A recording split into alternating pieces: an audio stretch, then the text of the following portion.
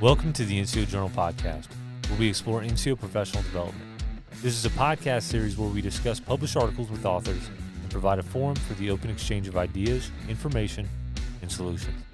I'm your host, Staff Sergeant Brandon Cox, Senior Editor with the NCO Journal. With us, the Managing Editor of the NCO Journal, Chaga Zapata, and Senior Editor, Tony Mena.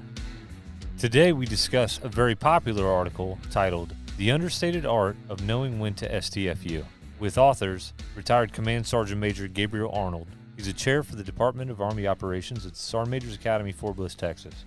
And co-author, Sergeant Major Robert Nelson, also a senior instructor and vice chair for the Department of Operations, Sergeant Major's Academy.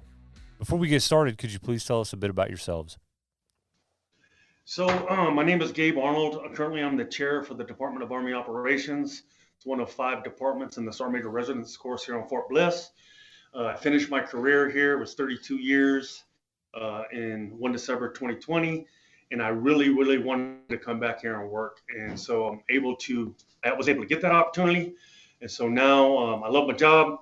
And we spend a great deal of effort in providing the best education we can to develop our senior enlisted leaders. All right, and I'm Sergeant Major Nelson. I worked with Mr. Arnold as the vice chair for the Department of Army Operations at Sergeant Major's Academy. I've just recently transitioned down to our S1 position. I've been in the Army 29 years. I have a medical background. And like Mr. Arnold, we spent a lot of time and effort over the last 4 or 5 years of my career trying to educate and train the best sergeant majors the world has ever seen. It's kind of our goal, and it's kind of one of the things that we're keeping working on. So about it for me. Yeah, absolutely. And this article, I mean, it was expertly written. I know everybody at the NCO Journal really enjoyed it. We enjoyed working on it. It had a great title, which provoked a lot of responses, and it was over a great topic. What really made you initially want to write about this? It was after an extremely long meeting that we had, and we were just joking around, kind of tongue in cheek, and we're like, "Hey, that'd be a great topic for an article. Let's write something on it." And I was like, "Yeah, there's a couple of theories about organizational power that kind of fit into this." The next day, I came in early, wrote up the first draft, and had it sent. And I was like, "Hey, check this out." And read it and was like, "Holy cow! Yeah, we tweaked this a little bit and do some more work." And we thought it was really good. So started out to be a little bit funny, but then it became kind of serious, and hopefully everyone enjoyed it. I wanted to ask about your reference to old timers. Obviously, that was just something that you guys put on there because it's part of our, I guess, a military lexicon, I guess. Great question. And just kind of go into that as to why that's important. Yeah, great question. Sorry, I didn't mean to cut you off there. Right. I was not taking my own advice and shutting up. So really, this is not a made-up word. I know it's part of the lexicon for the military, but it's also part of Lavin Wagner's theory of legitimate peripheral participation. They wrote an article back in 1991, and there have been quite a few books that have spun off of it. And basically, it's about organizational power and how people learn within organizations. And their theory basically says that when a new person joins an organization, they're essentially a newcomer, and they're allowed to participate on the peripheral part of an activity, whatever it may be. Think about getting a new soldier in your unit. What do you allow them to do when they first show up? Usually it's very little. Hey, we're going to go over some basic stuff. Once we see you have that, maybe you're going to move up. We're going to let you do a little more. We're going to let you do a little more until we feel comfortable with you and we know you're competent. Then we're going to let you do everything. Every profession that you can think of has a similar process for assimilating new people into the organization. So what Lavin Wagner theorized was there was an application of power that the old timers, people that had been in an organization a while and were allowed to move throughout a particular activity, they controlled the speed at which newcomers could progress. So if they liked you, if they thought you were smart, if they spent time speaking with you and they wanted you to be part of the organization, you would progress very rapidly from outsider or newcomer to an old timer. And people that they didn't like, they might spend a lot of time on the periphery of the organization, not getting to do a whole lot for whatever reason. And some of it has to do with organizational power. Just we like this person and we don't. They might not say it out loud, but there's absolutely some truth in it. So that's kind of where that came from. I can't take credit for it. That was their words. You guys' article is doing great. I mean, it's one of the fastest growing articles we've had on social media in a while. And actually, because we're on this topic, one of the most popular and controversial opinions on your article is that this, if I can, I'll read it straight from the article. It says, when an old timer asks about an idea or decision, be careful because what they really want is for you to agree with them, not tell them what you think, and anything contrary may place your reputation and career at risk. So this line struck a lot of controversy so far, and we had a comment from Tony Dennis Noya on Facebook. He said, zipping your mouth is not the correct approach when there is an ethical, moral, or legal risk. What can you add to that? I'd say that, to me, that's, and nothing against the person that made the comment, because we welcome the feedback, whether it's positive or negative. But I think what you can do is you can take things out of context. For example, I mean, we are not in any way implying that you should be quiet when it comes to something illegal or immoral. Of course, we did address that specifically, and that comes down to, the article. It's a basic concept we're trying to deliver. But absolutely, I understand his point, but that's not the intent. That's not what we mean. Really, it comes down to we want folks to understand the environment they're operating in. So even when you're in one organization, that environment changes throughout the day, depending on where you're at within that organization. I don't know if I answered the question. I'll let Rob jump in there. Yes, I totally agree with what Mr. Arnold said. We're not saying that you should be quiet if you see something illegal, unethical, or immoral. Obviously, the right thing to do is to speak up and to say something. The problem is when we look across the Army, not everybody does that. There's all sorts of bad things that happen or that are going on that people know about and they don't say anything. So why don't people say anything? Chances are the reason that they're not speaking up are related to some of these power differentials. Maybe, and this will sound what we were just talking about, like, hey, if you tell your boss something that they might disagree with, that might place your career in jeopardy of some type, right? So if your boss is that person doing something illegal or immoral or unethical, like what happens in many cases, people are likely not speaking up because they fear some sort of retribution from their boss. They realize this is one of the reasons why they have to be quiet. So really, it's twofold. We're not saying be quiet. We're saying, yeah, you should speak up, but the reason that you're not might be related to some of these issues, or the reason that some people don't. Hope that makes sense.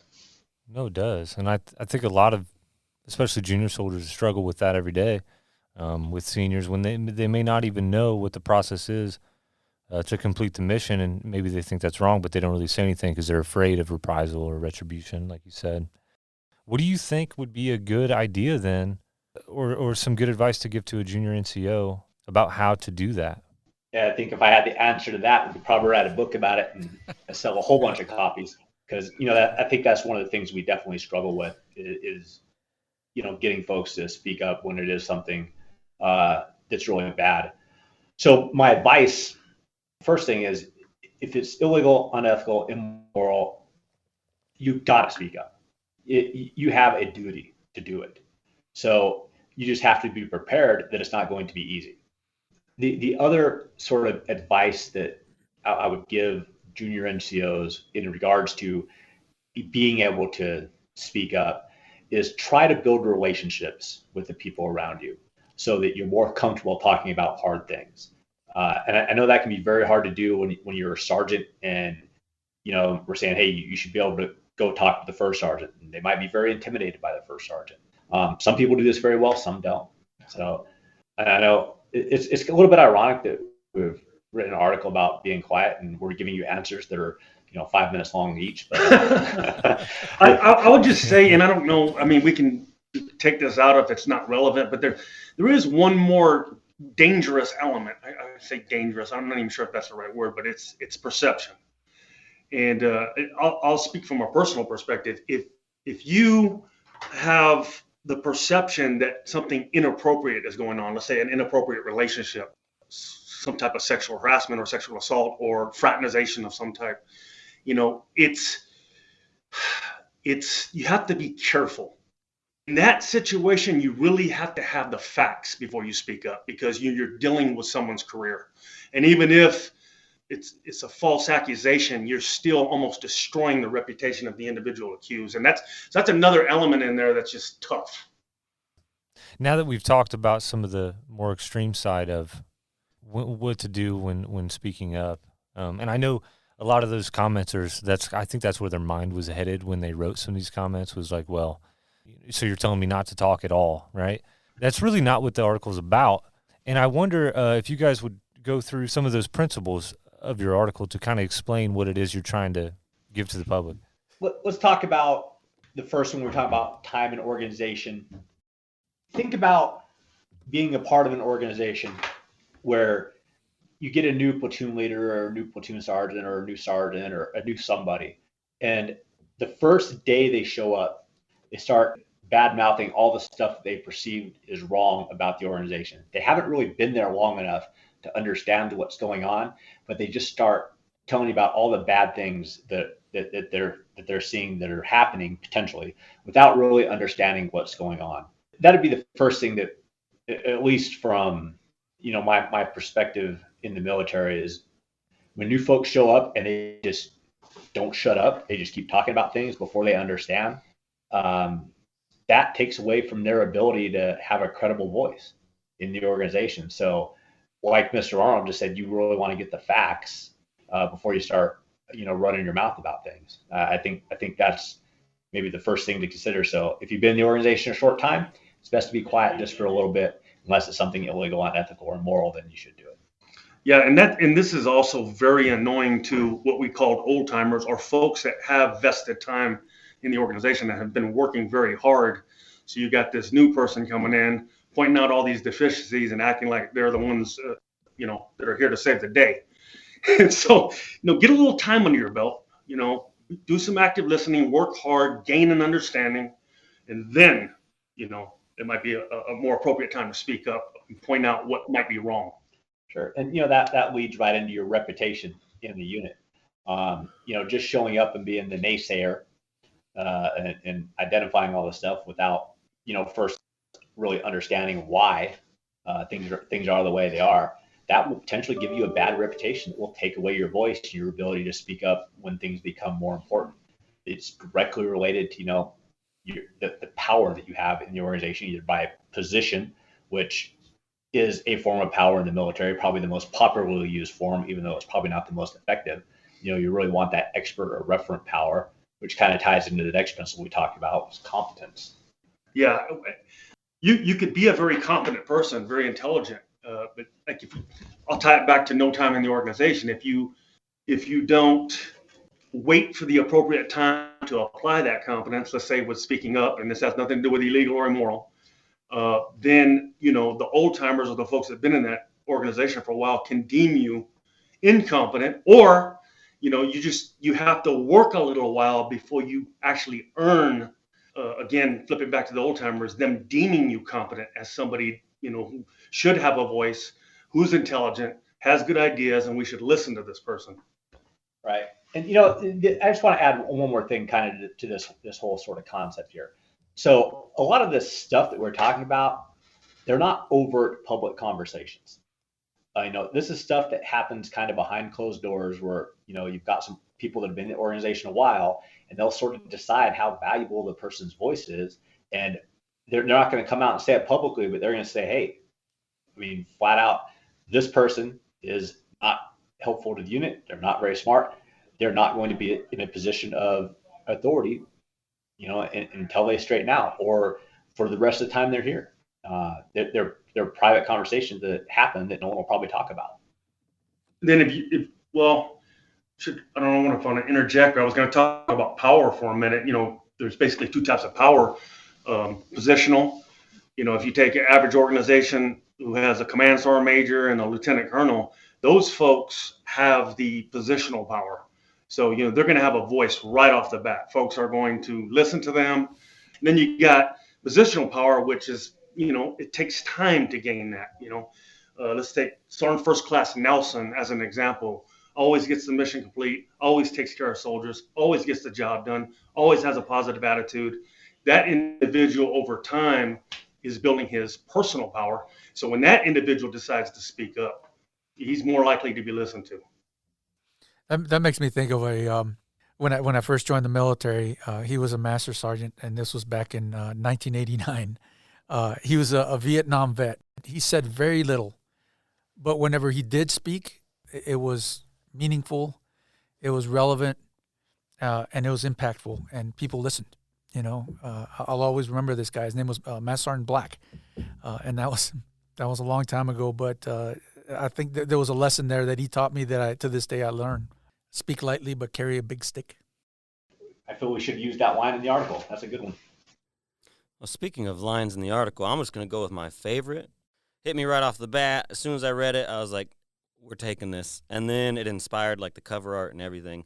So my favorite line was, the quality of an idea is not as important as the reputation of the person presenting the idea. So can you talk about either where you found that line? I mean, that thing made me think of like the last 20 years of my life, and just like, wow, that just nailed the last 20 years on the head. Like, it was such a great line. We used it on the social media too. Yeah, so their like social media posts and everything. So if you could talk about where you found the line, or how you thought of it, and why you decided to put it in there, and that'll help future writers too. I want to say we made it up because it was such a good line, but in all reality, there's an author named Adam Grant who wrote a book called Originals.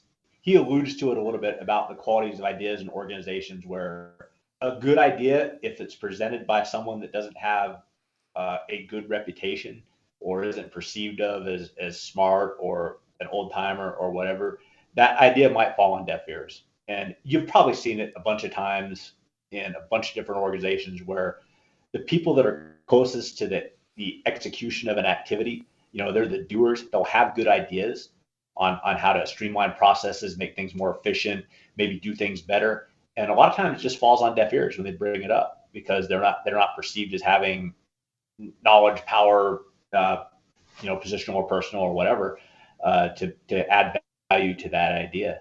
So I don't know. I think that's probably one of the biggest truths in the article, and it's something that folks need to be aware of, so that when you do maybe have one of those good ideas and you're not in a great position, don't give up. There are things you can do. Take your idea, work on increasing your personal position, your reputation, your knowledge, your competence, your relationships, and you can get that idea out there and maybe make the organization better. Kind of fear using a personal example, but I told you I wanted to get back here, and I knew that as soon as I started as an instructor, because I knew I was retiring here. And I said to myself, you know what? I'm going to work very hard on my reputation. And the way I got after that is, first of all, the way I treated people. Didn't matter what their rank was. I treated them with dignity and respect, not kissing up, but being very responsive and treating them like what they needed or who they were mattered. Another thing I focused on was knowing when to speak up, not just rattling off just because I had something to say. I was very deliberate about when I did speak up. That kind of brings up a question, because yesterday, myself, Sergeant Cox, and our executive officer were having a conversation. We're just sitting there chilling. And I caught myself, rather than listening to what was actively being said to me, I was kind of like holding my own comments in reserve. You know what I'm saying? So I wasn't actively listening like I should have. I was waiting for my turn to speak. And as when I got home, I was like, what was I thinking? There's an opportunity here to learn by just listening and not necessarily devoting that time that while you are listening to, preparing your what you're going to say. So what do you guys got to say about that? What do you think about that? That comes from Stephen Covey's 7 Habits of Highly Effective People, where one of the habits is listening to understand versus listening to respond. I can't tell you the times. I was doing it just now a little bit when you were speaking. I was like, oh, that's perfect. That's just what he's talking about. I'm getting my response ready before I'm really focusing on what you're saying. And it's just a bad habit. So I think that's absolutely a true thing that people do. It's natural human behavior, if you will, but you have to be aware of it to overcome of it. You got to be comfortable with like uncomfortable silences. So when somebody else says something, stop for a second, maybe rephrase what they're saying, and then formulate your response and reply, versus just trying to win the argument with some half-cocked idea that you think you understood. Our doctrine too, ADP 6-22 also backs up Mr. Covey, kind of talks about the same things when it's referencing the leadership requirements model, under communicates and active listening. Listen to understand versus listen to respond. I had a boss really that I think finally taught me by example how to be a better active listener. And he did it because he was just somebody that was so disciplined. He would always, very patient. He would always wait for you to finish speaking. And what I realized one day, I don't know when I had the wake up call, but I felt bad because I was like constantly interrupting him while he was talking because I wanted to get my point out or show him my experience or show him how much I knew. And what I was really doing was showing how immature and undisciplined I was and not listening to the boss. So just like you said, you were listening to respond, right? I still do the same thing, but it takes a conscious effort to listen to understand. What rank were you when that happened? Sergeant Major. So I didn't figure it out till, a long time in my career. When you were an old timer. It was last week. Yeah. I have a question for you. So this article is crushing it on social media. We have responses from both sides of the fence. People are absolutely engaged. I want to ask you, why do you think that it's just resonating so much with the audience? First of all, I think it's very relevant and very relatable. I think as an individual reads this article, even if they're a junior person, they can see or in their head or remember examples of some of these things playing out. So I think it being relatable is one of the more powerful things, in my opinion. It is relatable. As you read it, you will think of ideas where you experience these exact things, and you're either going to be like, this is BS, I totally don't agree with this, or yeah, that same thing happened to me. Now I understand why.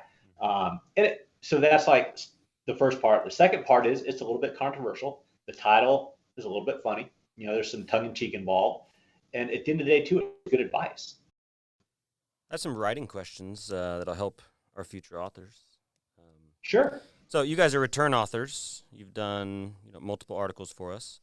What is your writing process? Because everyone's different, and I'd love to know yours.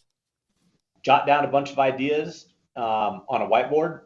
As I said, we talked about it, and a lot of times it's a little bit of tongue in cheek when we're talking about articles, and then we'll maybe find some research, make a quick outline, and then just pass it back and forth. I'd also recommend start with something you're somewhat passionate about, because it's going to make it easier. But again, the hard part about writing is the research to back up what you're saying. Are there any final thoughts by you guys you want your reader to know, or future writers, or the Army in general? Hey, my closing thought on future writers is, hey, you got to write. It's a great medium to get your ideas out there. If you write about something interesting, you can generate some discussion. And even if people don't agree with you, in fact, if everyone's agreeing with you, it's probably time to shut up because there's no need to talk. So, hey, write, get your ideas out there, and have discussions. It'll make you smarter. Thank you, Sergeant Majors, for joining us, and a thank you to our audience. Remember to put your knowledge to the page, submit articles, and get published with the NCO Journal. Don't forget to check out our webpage and follow us on social media. We'll catch you next time on the NCO Journal Podcast.